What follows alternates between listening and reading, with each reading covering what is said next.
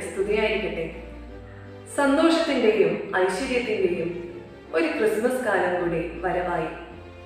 താരകങ്ങളെ നോക്കി പുഞ്ചിരിക്കുന്ന ഉണ്ണിയേശുവിന്റെ മുഖം നമ്മുടെ എല്ലാവരുടെയും മനസ്സിൽ പ്രത്യാശ ഉളവാക്കുന്നു. ദൈവമായിരുന്നിട്ടും ദൈവത്തോടുള്ള സമാനത നിലനിർത്തേണ്ട കാര്യമായി പരിഗണിക്കാതെ തന്നെ ശൂന്യനാക്കി ദാസന്റെ രൂപം സ്വീകരിച്ച് അവൻ മനുഷ്യനായി അവതരിച്ചു.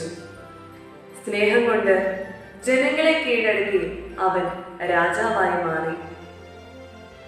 ഇതേ ദൈവപുത്രന്റെ മാതൃകയെ പിന്തുടർന്ന് സ്നേഹം കൊണ്ട് പരസ്പരം സ്നേഹിച്ചും സഹായിച്ചും മറ്റുള്ളവരുടെ ജീവിതത്തിൽ ഒരു തിരി വെട്ടം പകരുന്ന നക്ഷത്രമായി മാറുവാൻ നമുക്കും സാധിക്കണം.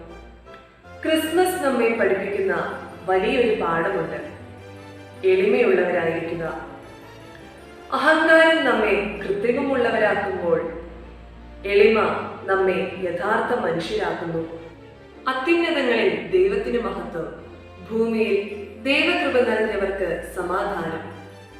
അതെ, നമുക്ക് സമാധാനമുണ്ടാകണമെങ്കിൽ നാമും ദൈവകൃപ നിറഞ്ഞവരായിരിക്കണം. അതിനായി രക്ഷകനായ ദൈവത്തോട് നമുക്ക് പ്രാർത്ഥിക്കാം. എല്ലാവർക്കും ക്രിസ്മസിന്റെ ആശംസകൾ നേർന്നുകൊണ്ട് നിർത്തുന്നു. ജയ് മിഷൻ ലീഗ്.